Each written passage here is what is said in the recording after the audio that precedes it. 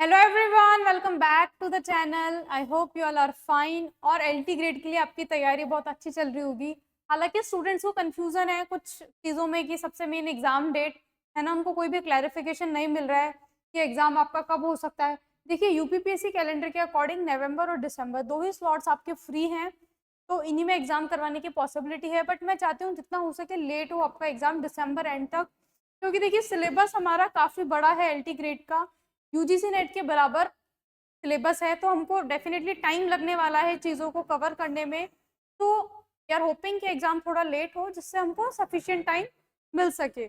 और जो भी स्टूडेंट्स हमारे साथ एलटी ग्रेड की तैयारी करना चाहते हैं वो जुड़ सकते हैं फाउंडेशन बैच के साथ। कंप्यूटर साइंस के लिए आप लोगों के लिए लेके आए हैं, जहाँ पे लाइव और रिकॉर्डेड दोनों तरह के सेशंस आपके लिए रहने वाले हैं। साथ में डाउट क्लियरिंग सेशंस आपके लिए रखे गए हैं। तो कैसे आपको एक्सेस करना है, जेआरएफ अड्डा एप्लीकेशन पे जाना है आपको। देन टीचिंग एग्जाम्स वाले टैब पे जब हम क्लिक करेंगे तो हमको दो एग्जाम्स देखने को मिलेंगे, commerce and computer science. Right, ध्यान रखिएगा ड्रॉप डाउन में आपने यूपीपीएससी सेलेक्ट कर रखा हो। देन कंप्यूटर साइंस में मान लीजिए हमने क्लिक किया, तो एनरोल नाउ पे जब हम क्लिक करेंगे, देखिए इस तरह का इंटरफेस आएगा सीएस के लिए, foundation batch computer science. Then enroll now पे हम क्लिक करेंगे, देन हम कोर्स में सक्सेसफुली एनरोल होने वाले हैं, जो भी फॉर्मेलिटीज रहती है उसके बाद में। राइट, तो एक ऐसे यूनिट के बारे में आज हम बात करने वाले हैं, थोड़ा सा डिकोड करने वाले हैं उसको, जो बहुत सारे स्टूडेंट्स को टफ लगती है ना। हालांकि ज्यादातर थ्योरेटिकल कॉन्सेप्ट है यहाँ पे, बट थोड़ा सा समझना हमारे लिए कभी कभी मुश्किल हो जाता है, क्योंकि इसमें कोर वर्किंग है आपके कंप्यूटर की। ओएस में भी सिमिलर कॉन्सेप्ट दिखेगा आपको ऑपरेटिंग सिस्टम में, बट ऑपरेटिंग सिस्टम बहुत इजी है as compare to organization and architecture. ठीक है, तो थोड़ा सा डिफिकल्ट यूनिट है हमारा। अच्छे लेवल की थ्योरी यहाँ पे आपसे पूछी जाती है, तो थोड़ा सा इसको हम इजी करने की कोशिश करते हैं, या फिर एक मैनर में डिकोड करेंगे कि आपको थोड़ा सा समझ में आए कि हाँ भाई इस तरीके से हमको तो हैंडल करना है और इस तरीके से फ्लो हमको बना के चलना है। सी राइट। तो देखिए आर्किटेक्चर को हमको समझना है, सिंपल बेसिक इनपुट आपका आउटपुट हो गया, मेमोरी यूनिट हो गई आपकी, कंट्रोल यूनिट हो गई आपकी, एएलयू हो गई। ठीक है, कैसे कंपोनेंट्स आपके ये सारे काम करते हैं, है ना, कैसे इनके बीच में इंटरेक्शन होता है, कैसे ये लोग अपने एक दूसरे को रिक्वेस्ट भेजते हैं, रिस्पॉन्ड लेते हैं। राइट, तो ये सारा चीज हम यहाँ पे पढ़ने वाले हैं। स्टोर प्रोग्राम आर्किटेक्चर और आपका components of a computer system, है ना। एक तरीके से कोई भी कंप्यूटर सिस्टम होता है उसके बेसिक यही मेजर कंपोनेंट्स होते हैं, इनके बारे में प्लस हम स्टोर प्रोग्राम कॉन्सेप्ट के बारे में हम पढ़ने वाले हैं। तो बेसिक फंडामेंटल्स तो यही तक रहने वाला है हमारा। देन हमारा machine instruction and CPU basics. ठीक है, सीपीयू के आपके क्या क्या बेसिक्स हैं, क्या क्या वर्किंग है, कंपोनेंट्स आपके सीपीयू के क्या क्या हैं, जो इंस्ट्रक्शन साइकिल सीपीयू में रहता है ना, फैच, एग्जीक्यूट, डिकोड। ठीक है, ये हम देखने वाले हैं। बहुत ही इजी सी चीज है, नॉर्मल लाइफ में भी हम ऐसे ही करते हैं कोई भी चीज जब हम पढ़ते हैं, है ना। इंस्ट्रक्शन के टाइप, कितने तरह के इंस्ट्रक्शन होते हैं आपके, एड्रेसिंग मोड्स डिफरेंट डिफरेंट के बारे में। ठीक है, ऑपरेंड्स एंड ऑपरेशन कोड, ये चीज हम देखने वाले हैं। मशीन इंस्ट्रक्शन फॉर्मेट, जो इंस्ट्रक्शन मशीन को दिया जाता है वो एक्चुअली किस फॉर्मेट में दिखता है।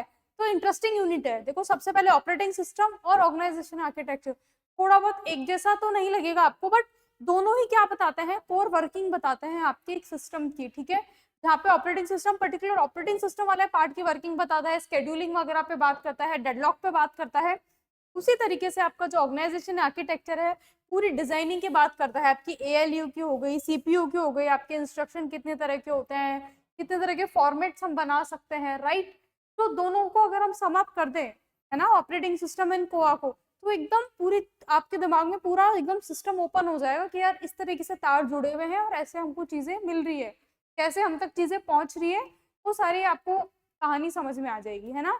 तो इसको एक कहानी के तौर पे हम पढ़ने वाले हैं, तो आपको इजीली क्या हो जाएगी, चीजें समझ में आएगी, क्योंकि कोआ थोड़ा सा हमारे लिए टफ पड़ता है।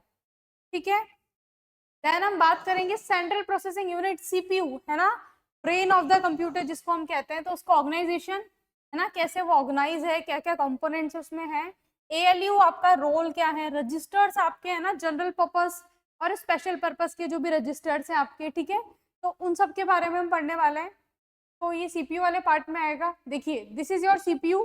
ठीक है, इनपुट देने का काम और आउटपुट देने का काम। ठीक है, और ये इनपुट और आउटपुट लेना और देना कैसे करता है, ये सारी चीजों से। ठीक है, इसके पास एएलयू होता है, कंट्रोल यूनिट होता है, मेमोरी से ये टाइम टाइम पे बातचीत करता रहता है, तो इंटरनल कोर वर्किंग आपकी यही है। अब इसके अंदर में बहुत ज्यादा डिटेलिंग हम देखने वाले हैं कि सीपीयू को अगर इनपुट मिल रहा है, कोई इंस्ट्रक्शन मिल रहा है, तो वो किस फॉर्मेट में मिल रहा है, आउटपुट मिल रहा है, दे रहा है तो किस फॉर्मेट में दे रहा है, राइट।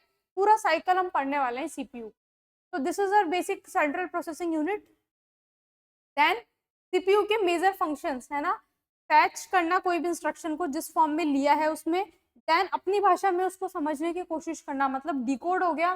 देन जो भी उसने एक्चुअल में लिखा है उसको एक्चुअली परफॉर्म करना, क्योंकि हमको समझ में आ गया डिकोड करने के बाद भाई क्या कहना चाह रहा है।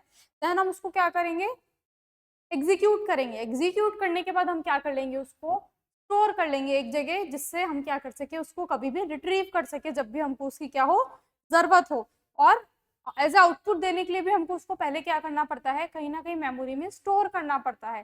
तो फैच, डिकोड, एग्जीक्यूट और स्टोर, ये पूरा साइकिल हम सीपीयू का पढ़ने वाले हैं। फंक्शंस टू कहते हैं हम जिनको। देखिए अब आपकी जो कंट्रोल यूनिट है उसकी डिजाइनिंग हम पढ़ने वाले हैं। बहुत इंपॉर्टेंट कॉन्सेप्ट है यहाँ पे भी। हार्ड वायर्ड कंट्रोल और माइक्रो प्रोग्राम कंट्रोल, दो तरीके से आपकी कंट्रोल यूनिट डिजाइन होती है, दोनों को ही हम यहाँ पे पढ़ने वाले हैं। So this is something important. Then memory organization है ना, बहुत ज्यादा जरूरी है हमको मेमोरी ऑर्गेनाइजेशन समझना कि कितने तरह के सीपीयू के पास, कितनी तरह के आपके सिस्टम के पास मेमोरीज होती है, फास्ट कौन सी होती है, स्लो किससी होती है, सीपीयू कौन से लेवल ऑफ मेमोरी को एक्सेस कर सकता है। लाइक सीपीयू रैम से बात कर सकता है, लेकिन उसके बाद सेकेंडरी मेमोरी से सीपीयू का कोई डायरेक्ट नहीं कनेक्शन नहीं है, वो रैम के थ्रू ही किससे बात करता है, आपकी सेकेंडरी मेमोरी से। तो ये सारा चीज हम देखने वाले हैं, ठीक है। मेमोरी का पूरा हायरार्की हम देखने वाले हैं, ठीक है, उसकी स्पीड के हिसाब से, कॉस्ट के हिसाब से, ठीक है। तो मेमोरी एड्रेसिंग पढ़ेंगे हम, और उसकी मैपिंग पढ़ेंगे, और मेमोरी का हायरार्की, रजिस्टर सबसे फास्ट होते हैं, सीपीयू में रिसाइड करते हैं, then cache, main memory, secondary storage, ठीक है। तो ये सारा हम देखने वाले हैं। तो this is your memory hierarchy design, ठीक है। ये एक तरीके से आपकी एक्सेस टाइम के हिसाब से है और कॉस्ट के हिसाब से। तो जितना जल्दी फास्ट एक्सेस होगा वो उतना ही क्या होगा, महंगा होगा, है ना। ये एक बेसिक सा कॉन्सेप्ट हम देखते हैं। जैसे जैसे स्पीड इंक्रीज होती है, कॉस्ट भी क्या हो जाती है, इंक्रीज हो जाती है। सबसे फास्टेस्ट क्या है आपका, सीपीयू रजिस्टर्स, ठीक है। जो सीपीयू के अंदर एक रजिस्टर होता है, वो डिसाइड करता है सीपीयू के अंदर। तो सबसे फास्ट एक्सेस सीपीयू क्या कर सकता है, रजिस्टर्स को एक्सेस कर सकता है। तो ये सारा हम समझने वाले हैं। देन आईओ ऑर्गेनाइजेशन है ना, इनपुट आउटपुट का ऑर्गेनाइजेशन पढ़ने वाले हैं। टेक्निक्स आपकी आईओ प्रोग्राम्ड हो गया, जैसे कि आपका, देन आपका इंटरप्ट ड्रिवन हो गया, इनपुट आउटपुट डिवाइसेस और उनके कंट्रोलर्स हम पढ़ने वाले हैं। तो आईओ ऑर्गेनाइजेशन हम पढ़ने वाले हैं, किस तरीके से आपका पूरा इनपुट आउटपुट का क्या होता है, ऑर्गेनाइजेशन होता है। देन पैरेललिज्म, ठीक है, हम पाइपलाइनिंग भी पढ़ते हैं, सीक्वेंशियल डेटा फ्लो है ना। देन हम पैरेलल डेटा का फ्लो हम देखते हैं, सिंक्रोनस, असिंक्रोनस। तो ये सारी चीजें हम देखने वाले हैं। तो यहाँ पे हम तीन तरह के आर्किटेक्चर पढ़ेंगे। मल्टी कोर आर्किटेक्चर हो गया, मल्टी प्रोसेसर आर्किटेक्चर हो गया, एक हो गया आपका मल्टी कंप्यूटर आर्किटेक्चर।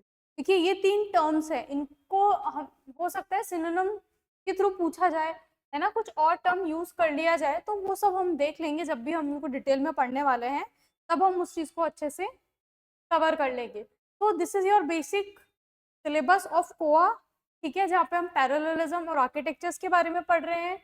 हम आईओ का ऑर्गेनाइजेशन के बारे में आपसे पूछा जाएगा, memory hierarchy most important part, ठीक है, एड्रेसिंग मोड हो गया आपका, देन मेमोरी मैपिंग, ठीक है, कंट्रोल यूनिट की डिजाइनिंग हमने देखा, सीपीयू की प्रोसेसिंग और सीपीयू का आर्किटेक्चर, राइट। तो this is how will tackle और unit computer organisation and architecture. यही फ्लो रहने वाला है, इसी तरीके से हम पढ़ेंगे जिससे चीज़ें क्या हो, हमारे लिए बर्डन ना हो, ठीक है। कहानी जैसे समझने की कोशिश करेंगे तो हमको बेटर समझ में आएगा। तो आज के लिए तो इतना ही है। कोआ को हमने डिकोड किया, बाकी जो फर्दर यूनिट्स अपनी रह गई है उनको भी हम ऐसे डिकोड करेंगे, एंड पीवाईक्यूज भी हम जल्दी स्टार्ट करने वाले हैं। तो जुड़े रहिएगा चैनल के साथ for more such updates. Till then, thank you so much, take care yourself, thank you guys.